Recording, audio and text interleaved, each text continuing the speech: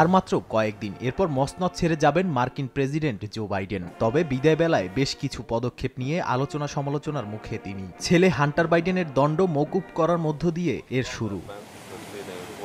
এরপর স্থানীয় সময় বৃহস্পতিবার বিশেষ ক্ষমতা ব্যবহার করে ৩৯ অপরাধীকে ক্ষমা করে দেন জো বাইডেন। এছাড়া ১৫০০ জনের দণ্ড কমিয়ে দিয়েছেন প্রেসিডেন্ট। তাদের বেশিরভাগই মাদক গ্রহণের দায়ে দোষী সাব্যস্ত হয়েছিলেন। ক্ষমাপ্রাপ্তদের একটি বড় অংশ করোনা মহামারীর সময় থেকে গৃহবন্দী ছিলেন। এছাড়া গাঁজা সেবনের দায়ে সাজা ভোগ করেছিলেন ৩৯ জন।